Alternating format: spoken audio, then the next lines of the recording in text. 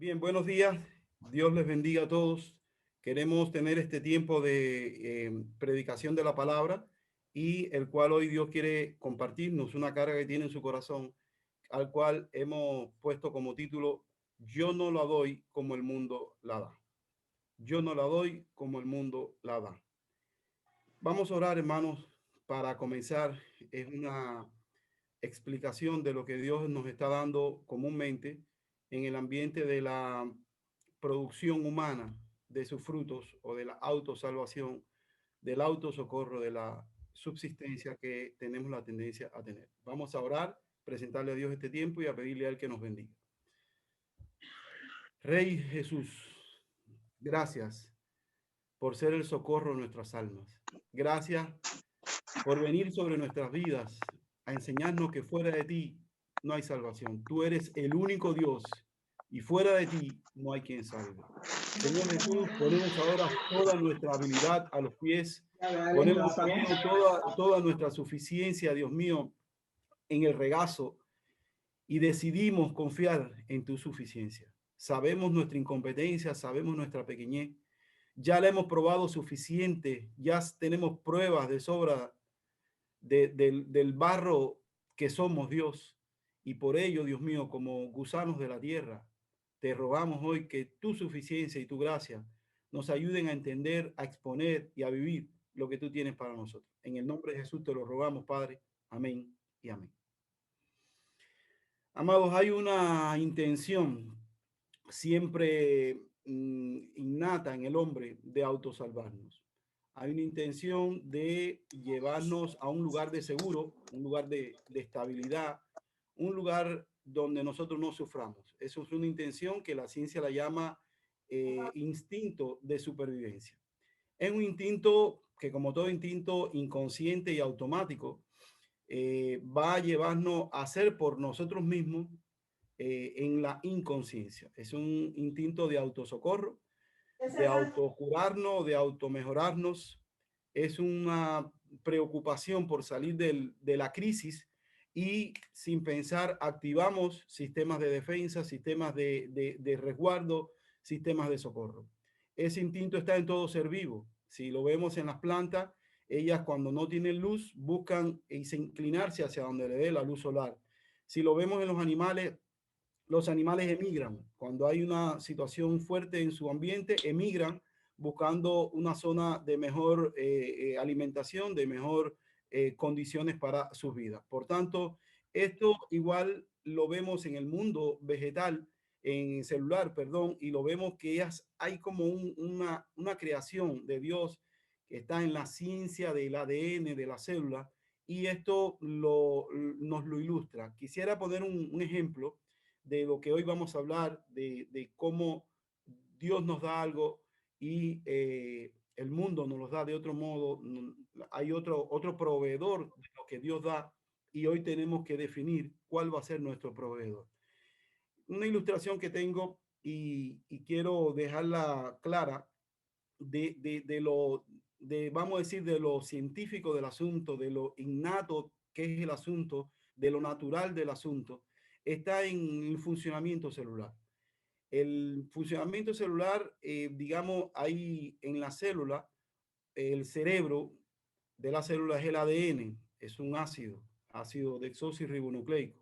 Y esta célula en ese ADN decide los funcionamientos de ella, sobre el metabolismo, el catabolismo, el anabolismo, cómo come, cómo respira, cómo se reproduce. Ella decide allí en el ADN. Y cuando ella realmente se ve agredida por tóxico o está limitada en su alimentación o tiene algún problema con la respiración, ella decide mutar, toma una decisión desconectada del sistema y está decidida a subsistir. Ese es el instinto de supervivencia también ahí a ese nivel celular. Y está a tal grado de desespera que dice, yo no puedo esperar por el sistema, yo tengo que reaccionar, tengo que buscar un modo de subsistir. Y decide no oxidar y entonces fermenta. También decide no ingerir los aminoácidos esenciales, las vitaminas esenciales de la vida, y ahora ingiere ácidos. Ella decide no esperar el tiempo de su apoptosis, de su muerte celular, y decide reproducirse fuera del tiempo porque entra en un estado de shock, de pánico, de subsistencia y se reproduce, se reproduce, se reproduce. Bueno, pues la célula está subsistiendo, pero ese procedimiento que la célula está implementando se llama cáncer. La célula ha entrado en una mutación neoplásica, cancerígena, y la célula, por tanto, está viviendo, pero no al estilo que la creó su creador. Ella está subsistiendo, ella no está dejando de funcionar, pero está funcionando en un ambiente completamente incoherente con el sistema. Llegará un día en que tal funcionamiento pondrá en jaque y en juego al sistema completo y lo colapsará. Estamos hablando de cáncer, que a nivel celular también es un modo de responder personalmente la célula en un instinto de supervivencia, agredida por tóxicos, agredida por químicos, agredida y desatendida porque no le llega el socorro del sistema inmunológico, ya se desconecta.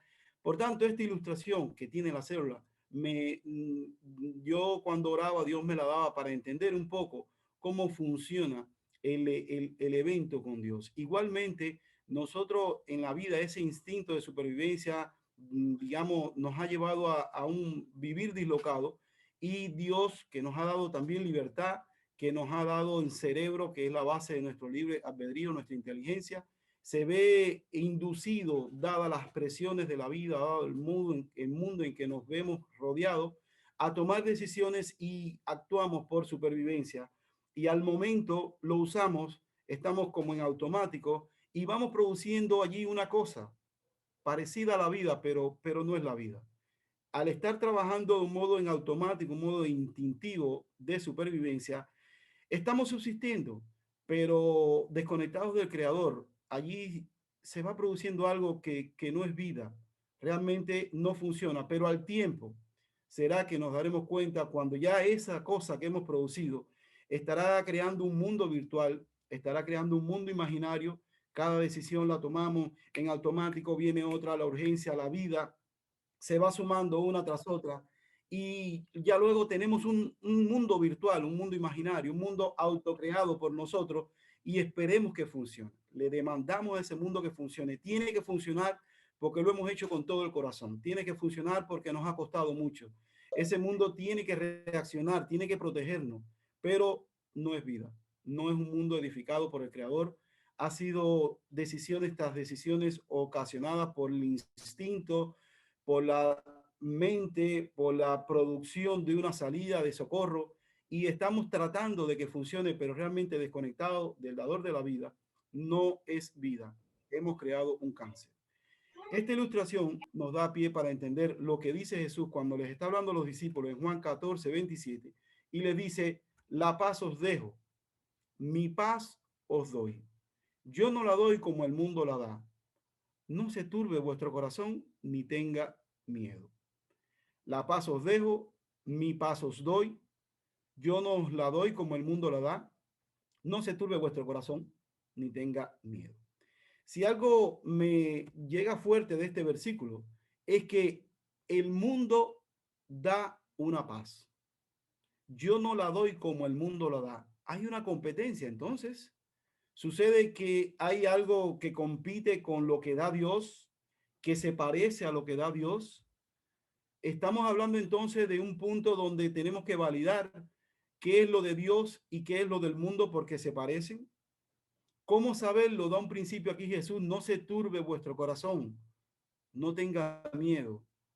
Hay una turbación en el corazón, hay un miedo a la hora de producir algo tan sencillo como esta paz. Una la produce Dios, que trae esa paz; otra la produce el mundo, que trae esa paz que produce el mundo. Aquí tenemos que entender, amados míos, que hay siempre una producción de parte de Dios al vivir en nuestro interior por medio del Espíritu Santo, de frutos espirituales, frutos celestiales, al Él vivir en nosotros. Pero también hay oportunidad dada a nuestra inteligencia, a nuestra capacidad, a nuestro razonamiento, de producir soluciones de socorro, producir soluciones a conflictos, producir vidas de paz, producir situaciones de equilibrio. Por tanto, tenemos muchas veces que entender que Jesús nos está advirtiendo no de vivir en ansiedad. Pues vamos a vivir en paz. Ahora, el problema no es la paz, el problema es el origen de esa paz. igual que con la paz podemos hablar de cualquier otro don de los que da Dios, que también el mundo lo da, que también el mundo lo imita, que también el mundo lo clona y lo copia, como si fuera una copia china de algún objeto o dispositivo que hemos tenido. Nosotros tenemos que entender que el mundo también tiene gozo, el mundo también tiene sabiduría, el mundo también tiene generosidad, tiene el mundo también ciencia, el mundo también tiene poder, el mundo también tiene fe, el mundo también tiene líderes, el mundo también tiene empatía, el mundo también tiene dones, el mundo también tiene prosperidad, el mundo también tiene lo que llaman bendiciones. O sea, estamos hablando de que nos convergemos en medio de un ambiente donde tenemos que saber no lo que tenemos, sino el origen, el motor que ha fabricado eso que tenemos. ¿De dónde viene eso que tenemos? ¿De dónde vino mi prosperidad, mi gozo, mi bendición, mi paz? ¿De dónde vino mi poder? ¿De dónde vino mis dones? ¿Qué está pasando con esto que está viniendo? Porque muy fuertemente hace un tiempo atendíamos a una persona que no anduvo bien con Dios, no anduvo bien con Dios. Sus frutos decían que no había comunión. Se le pudo exhortar, se le pudo ayudar a tiempo, no tomó en consideración la ayuda, siguió mal.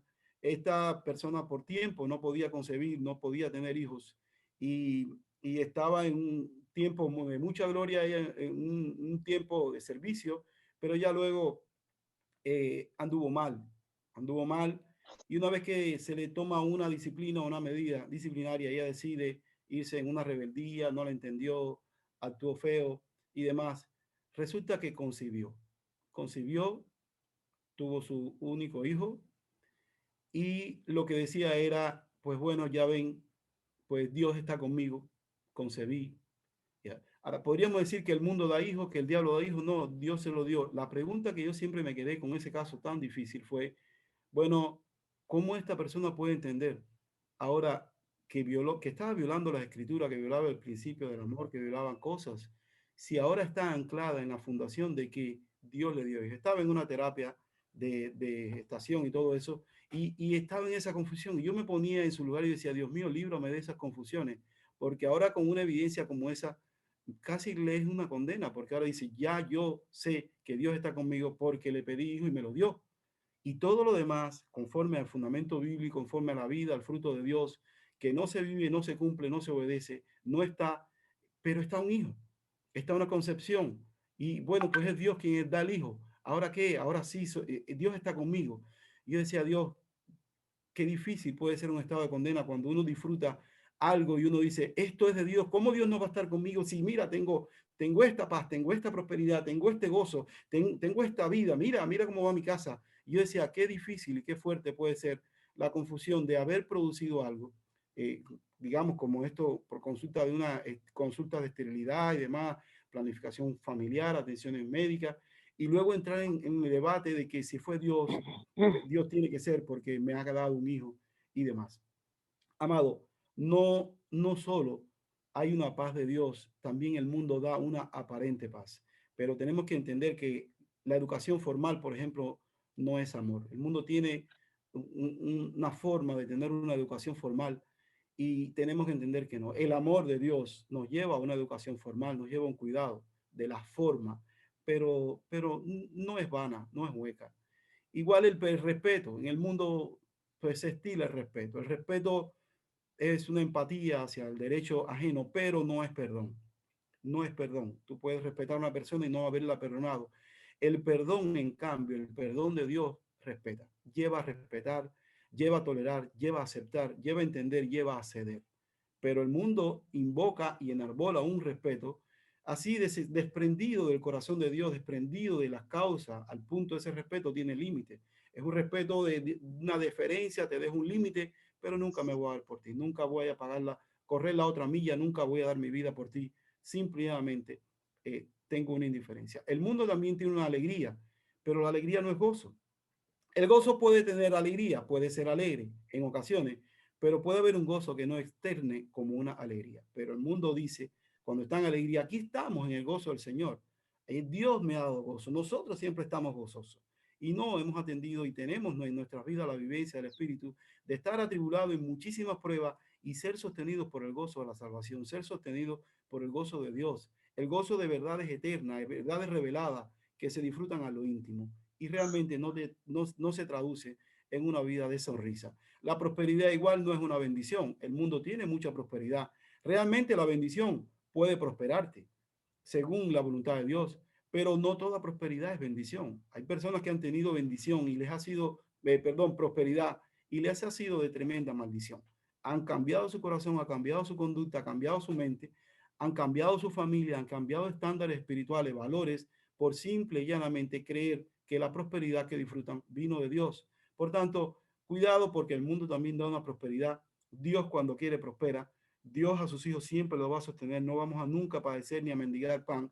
Pero cuidado porque podemos tener una prosperidad y hay que revisar y validar el origen de ella. Igual la indiferencia, igual la radicalidad, pudiera no ser celo de Dios. Se parece, pero hay muchas personas indiferentes, hay muchas personas radicales, hay muchas personas que pueden llegar a ser vengativos, celosos, y el celo de Dios, amado mío, primeramente ama. El celo de Dios busca que la persona celada entienda la voluntad de Dios y por tanto está muy preparado a recibirlo, muy preparado a atenderlo, muy preparado para socorrerlo y buscarle y cuidarle.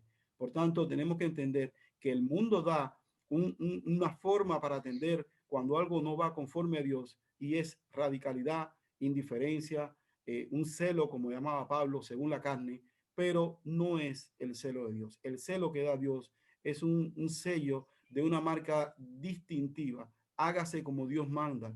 No se acepta algo. Queremos que Dios decida, que Dios dirija, que Dios presida, que Dios se glorifique. Si no se hace así, no estamos en armonía, pero estamos siguiendo amando, caminando la otra milla, estamos poniendo nuestras vidas hasta que la persona que está al revés puede entender que Dios espera que se le glorifique. Por tanto, es un celo que atrae, un celo que ama, un celo que cuida, no es un celo de una radicalidad desmedida, una radicalidad humana.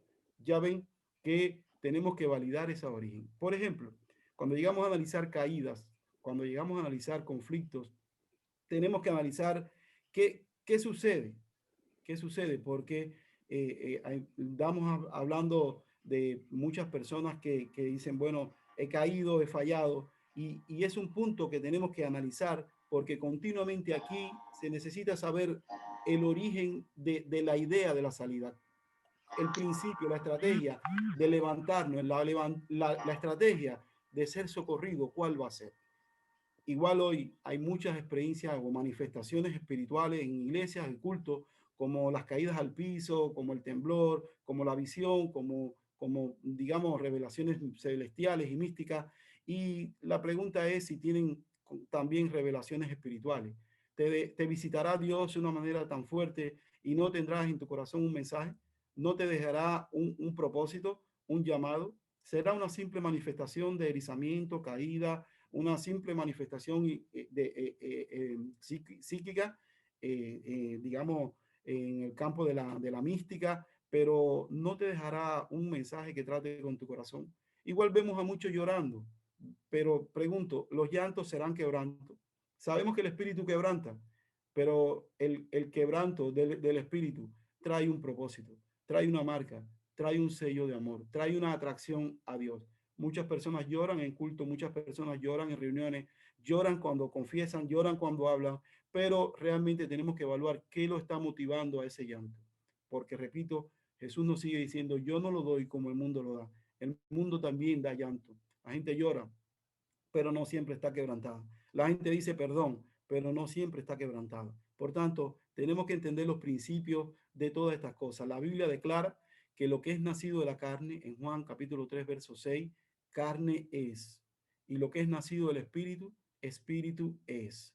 Podrá ser una carne educada, podrá ser una carne culta, podrá ser una carne inteligente, pero carne es. Tenemos que entender que carne es culta, educada, inteligente, refinada, carne es. Y si algo yo quiero que el Espíritu nos deje claro hoy, te lo comunico tal como lo recibí, que tenemos que tener muchísimo cuidado de nuestras buenas formas, de nuestras buenas educaciones, de nuestras buenas enseñanzas, de nuestro buen padre o madre que nos enseñó a ser educado, culto, refinado, prudente y todo lo bueno que le agradecemos a nuestros padres. Tenemos que tener mucho cuidado porque en todo ello nosotros hemos de ser guiados por el Espíritu. Hazte la idea un taller con muchas herramientas, prudencia, instrucción, sabiduría, deferencia o indiferencia, etcétera. Ahora, ¿cuál usar en qué momento? Tiene que ser guiado por el Espíritu. Cuando va enojo y cuando va, digamos, gozo, cuando va paz, cuando va silencio, cuando va a hablar, cuando va de nuevo y cuando va estrategia. Si no es el Espíritu el móvil de todo ello, tú estás produciendo una vida análoga a la de Dios, parecida, pero no es la del Espíritu. Cuando una persona cae, comúnmente escuchamos esta temática y aquí quiero hacer un énfasis. Caer en pecado, entrar en conflicto, tener diferencias, tener situaciones en la vida, sea con empleados o jefes, sea con nuestra familia, esposa, sea con nuestros hijos, nuestro prójimo, nuestro hermano, el pastor o quien sea, muchas veces nos lleva a un estado de qué fue lo que falló en mí, qué fue lo que hice mal, o tengo este conflicto, tengo que salir. Acuérdate que estamos hablando de un instinto de supervivencia que te va a dar soluciones, te va a dar respuestas, te va a dar estrategia, te va a dar ideas, pero nosotros tenemos que entender que no podemos darle lugar, rienda suelta a nuestro intelecto bueno, formado, culto, hasta espiritual. Tenemos que esperar y aprender esa gracia de ser piadoso, de llevarlo todo a Dios, de esperar en Él, de saber qué busca Él, de discernir sus intenciones, de entender su tiempo, de revisarnos nosotros a la luz de lo que está pasando y de que Él nos trate. Eso, hermano mío, la Biblia lo llama en Juan 8:36 un principio. Dice, si el Hijo os libertare, seréis verdaderamente libres. Y eso lo podemos leer y llevarlo a la teología, pero entendámoslo. Hay momentos que nosotros necesitamos que el Hijo nos liberte de nuestras propias buenas ideas, nos liberte de nuestras buenas acciones, de nuestras buenas enseñanzas, de lo bien aprendido, porque y si Él nos lleva a una situación donde necesariamente tendremos que enfrentar un conflicto, ¿estaremos preparados o le daremos cauce a la instrucción de mi papá, de mi hija, de mi madre, de mi hermano, de que no, sé prudente, no conflicto? Y si Dios quiere un conflicto por tal de llevar a una persona a un estado de arrepentimiento, de convicción, vamos a huir del conflicto porque el instinto de supervivencia pide no conflicto. Esa paz que da el mundo pide no conflicto. Evade, es cobarde, esa paz que da el mundo es una paz egoísta, centrada en mi bien, pero la paz que da Dios, la paz que vivió el Hijo de Dios muchas veces estuvo centrada en hacer el bien y por tanto le generó conflicto. Así que también la escritura nos habla, cuando Juan habló, el evangelista, dice, le dice en Juan capítulo 3, versículo 27, respondió Juan y dijo, no puede el hombre recibir nada si no le fuere dado del cielo. Juan estaba como precursor hablando de los dones que puede dar Dios, de lo que el hombre va a recibir. Y dice que el hombre, si algo recibe, tiene que venir de arriba, tiene que venir del cielo. Todo lo otro que nosotros recibamos de aquí abajo, amado mío, va a tener falla. Si no es guiado, podrá ser muy bueno, pero necesitamos esa unción de decirnos Dios cuándo, cómo, dónde, a quién. Esa es la gracia que viene de arriba, ese es el don que viene perfecto, el don que no produce nada como lo produce el hombre lleno de conflicto, de confusión. También la escritura nos dice, Jesús en Juan 15, versículo 5, yo soy la vid, vosotros los pámpanos, el que permanece en mí y yo en él, este lleva mucho fruto, porque separado de mí, nada podéis hacer. Jesús declara que separado de mí nada podéis hacer, pero hay un principio que yo soy la vid, vosotros los pámpanos, el que permanece en mí y yo en él. Qué fácil siempre nos acordamos de que tenemos que permanecer en él. Ese es el instinto de supervivencia. Ese es el reto que nos hacemos siempre. Yo tengo que permanecer en él, yo tengo que permanecer en él, tengo que esforzarme, tengo que permanecer en él. Pero aquí la Biblia nos dice, el que permanece en mí y yo en él. Y aquí es donde quiero que analicemos este yo en él. Así como nuestro instinto de supervivencia, ese aprieto que nos pone nuestra conciencia de corre, corre, haz buenas obras, pórtate bien, haz lo correcto, hazlo bien. Nosotros necesitamos entender el yo en él. Dios tiene participación en nuestras vidas. Dios tiene autoría en nuestras vidas. Al punto es que arrogantemente hemos dicho, Dios tiene el trono de mi vida. Dios es quien comanda mi vida. Él es el motor de mi vida. Él es quien decide la última cosa en mi vida. La pregunta es cómo lo decide. La pregunta es cuál impulso, cuál estímulo, cuál revelación, cuál santa palabra ha caído en tu corazón así como un boom de luz que te ha dicho, ya sé lo que tengo que hacer, ya sé cómo me puedo levantar, ya sé cómo Él va a obrar, ya sé lo que va a hacer, lo que Dios quiere hacer con el enemigo. Ese espacio de revelación, y más adelante lo entenderás, es lo que hoy queremos que entiendas claro. Yo no la doy como el mundo la da. No se turbe vuestro corazón ni tenga miedo. Yo te voy a dar paz, revelación, salida, defensa, guarda, dones, prosperidad, bendición, pero puede ser que venga en un estuche, en un formato que no lo entienda, que no lo capte. Tendrás que dedicarte a mí porque estarás esperando la forma en que el mundo lo da. Sabes que aquellos judíos no recibieron al Cristo porque no vino simplemente como el mundo lo esperaba. El Cristo que ellos esperaban tenía que venir con otro formato. No podía venir hijo de carpintero, no podía venir pobre, no podía venir sin espada, no podía venir sin poder entre los grandes influyentes, no podía venir poniendo la otra mejilla. Este no puede ser nuestro Mesías. Hasta el día de hoy lo están esperando. Amados míos, es por tanto muy importante entender el yo en él. ¿Qué hará Dios en nosotros? ¿Qué hará el Dios en mí? No es solo mi mente esforzándose a estar en él, es que mi alma, mi corazón tiene que validar, tiene que entender, tiene que discernir hasta qué punto Dios está en mí. Y para eso tenemos que ser muy honestos. Preguntas que nos podemos hacer cuando hay un conflicto, cuando hay una situación caótica, crítica, un trauma de relación, un pecado en nuestras vidas, o a lo mejor una marca, no sabemos si hemos pecado, tenemos que hacernos la pregunta de, ¿qué hay? Si Dios está en mí, ¿por qué no me cuidó?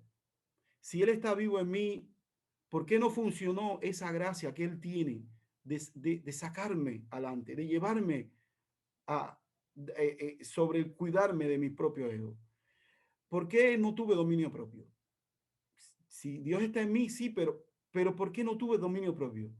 ¿Por qué el dominio propio que yo he ejercitado he aprendido en cursos y clases y enseñanzas, por qué no me funcionó? Si el de Dios funciona solo, funciona en automático. ¿Por qué me venció mi reacción? ¿Por qué Dios no me dio la salida?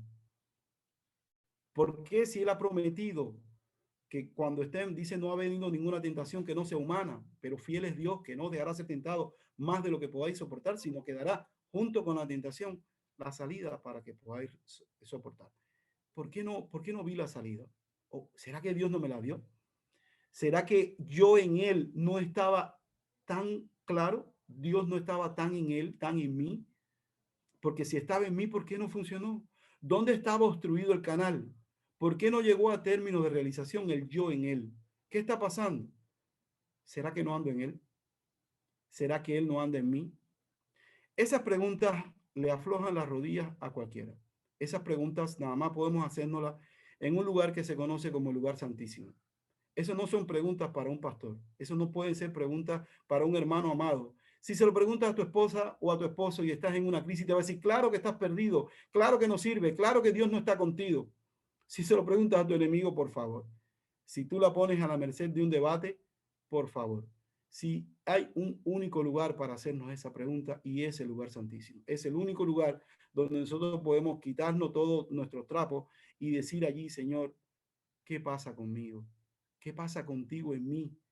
¿Podrás vivir así expeditamente, ampliamente? ¿Qué pasa?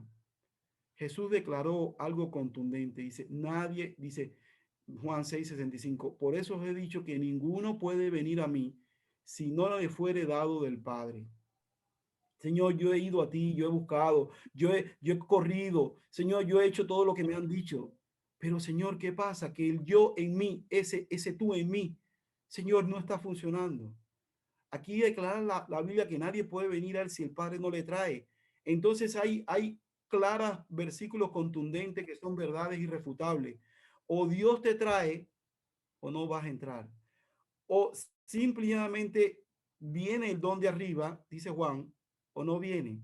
Si el Hijo te liberta, eres libre, pero si el Hijo no te liberta, no eres libre. Simplemente tienes que estar en Él, pero Él en ti, porque la carne, carne es.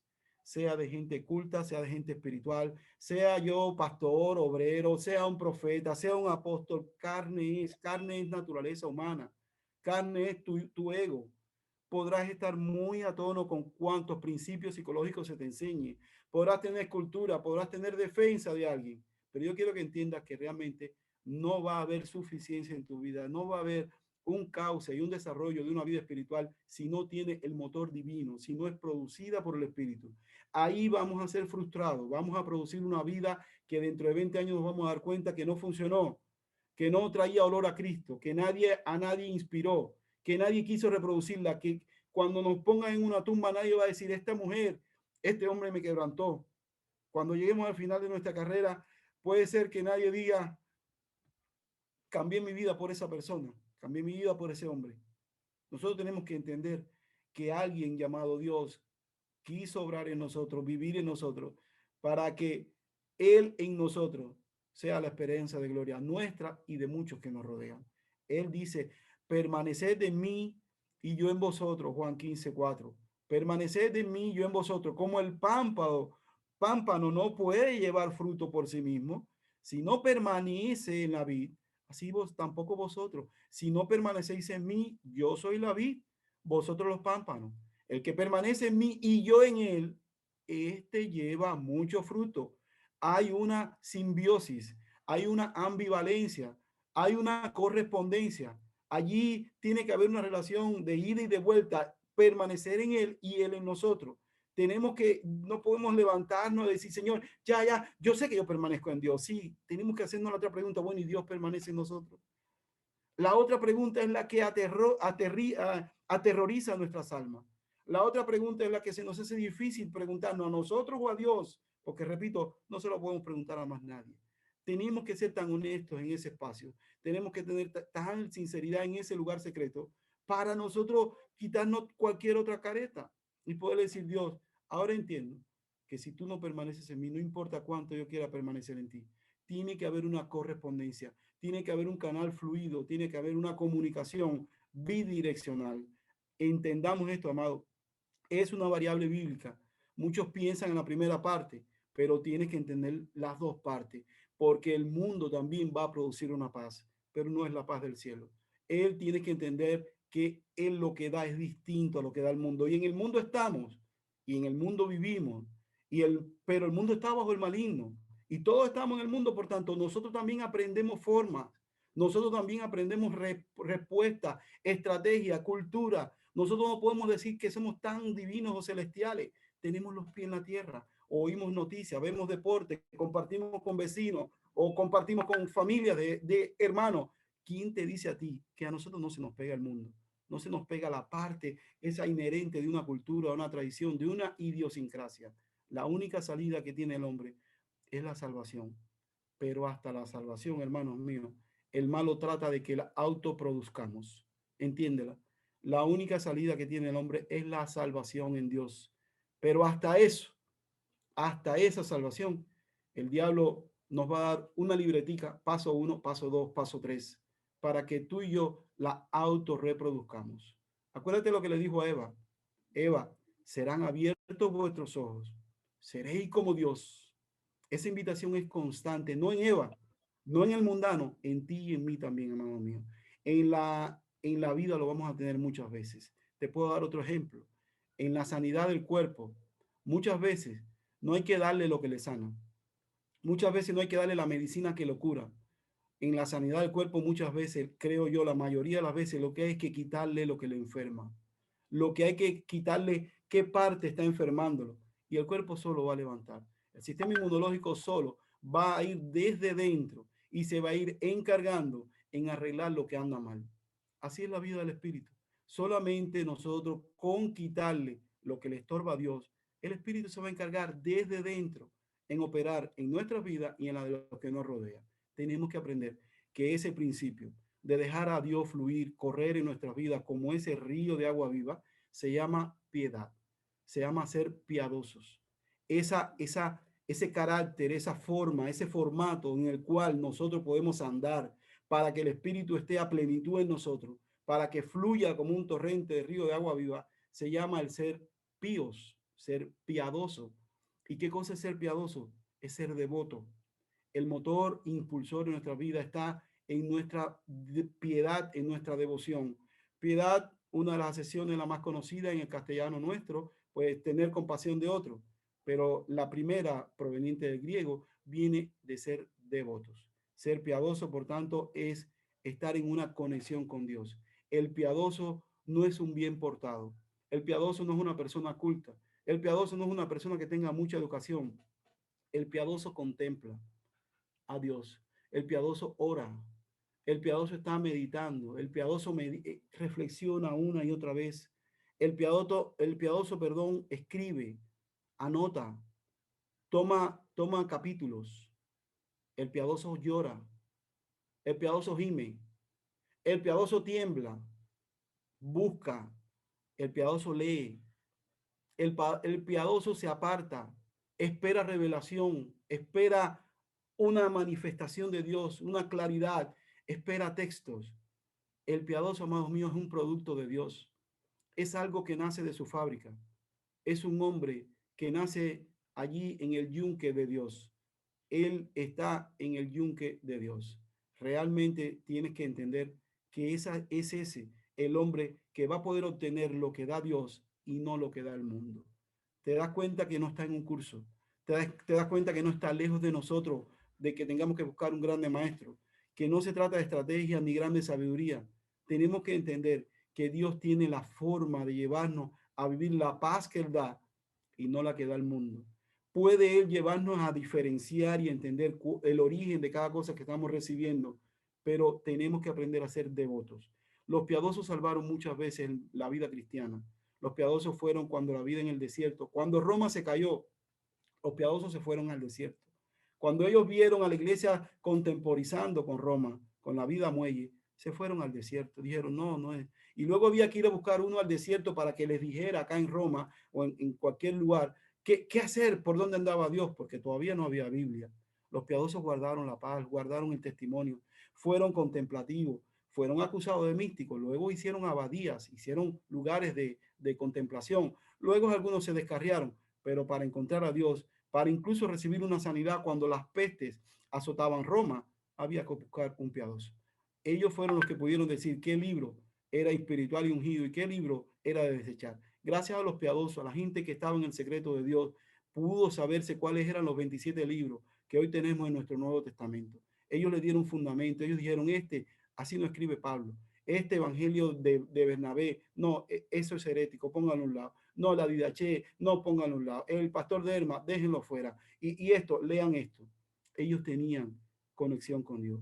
Ellos dormían quizás en una manta simple, quizás no tenían grandes prosperidades, pero ellos habían entendido que separados de mí, nada podéis hacer. Ellos habían entendido que con intención o sin intención, aquel Constantino, emperador romano, no podía darle lo que Dios les daba.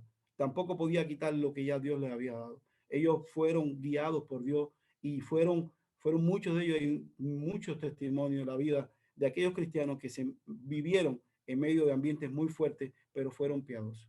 El piadoso, amado mío, es una persona que no le importa el activismo. Él y el activismo no tienen nada que ver. Él tiene menos obras que un bien portado.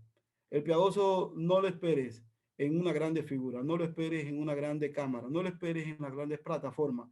El piadoso, la ventaja que tiene con el activista, con el bien portado, es la efectividad. Él tiene un peso. Él es una obra del Espíritu. Una sola obra de un piadoso tendrá más peso que 100 obras del bien portado, porque él es guiado por el Espíritu. Sus obras tienen un peso de gloria. Sus obras marcan corazones. Sus obras taladran conciencia.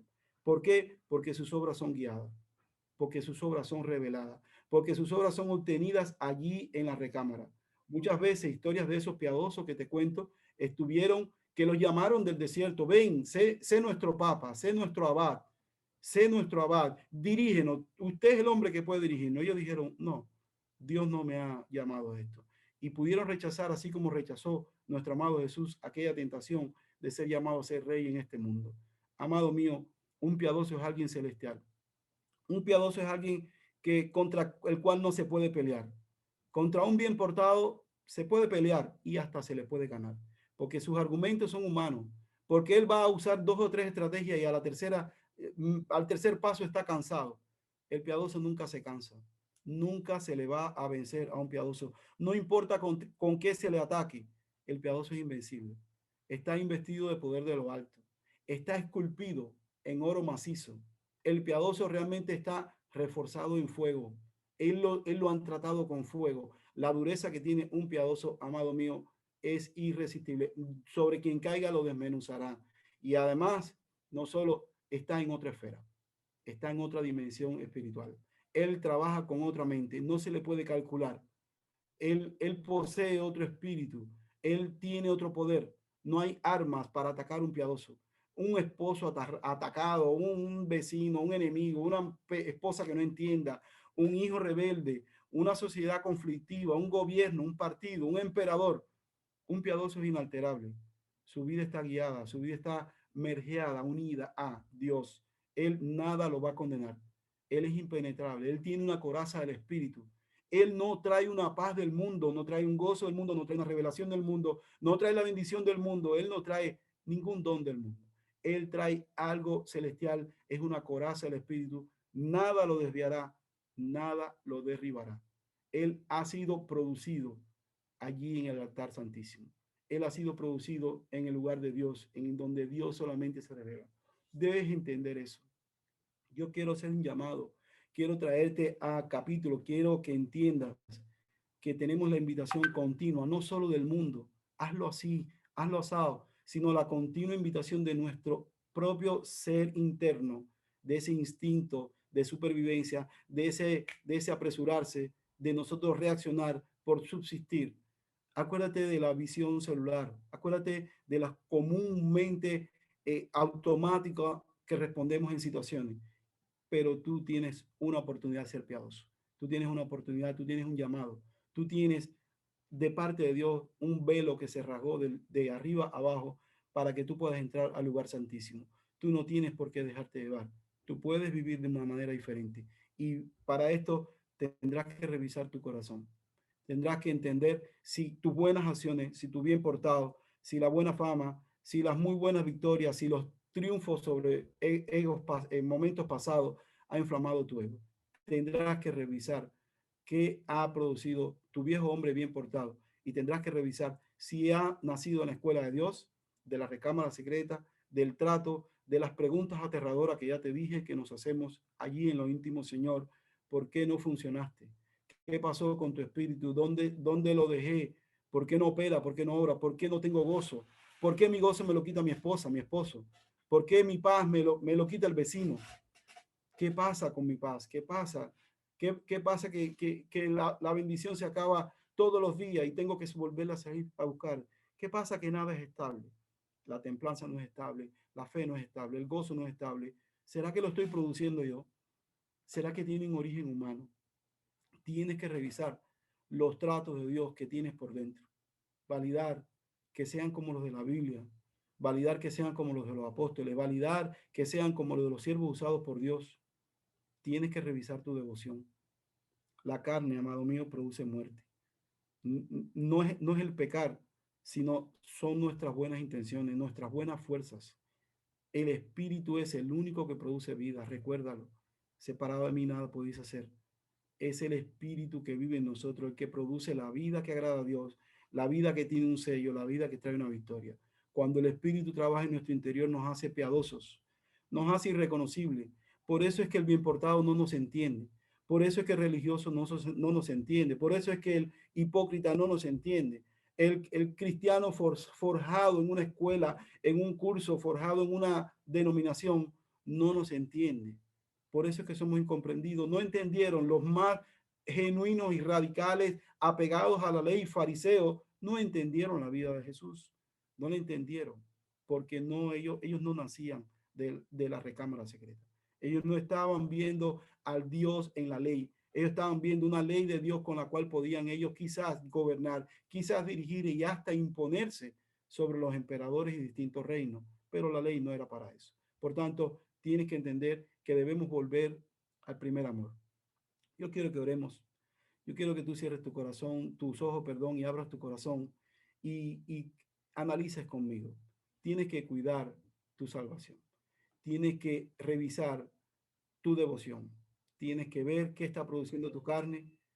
Tienes que ver de dónde has caído. Tienes que analizar y quedarte en lo quieto. Hasta qué punto eres un piadoso forjado en el fuego de Dios.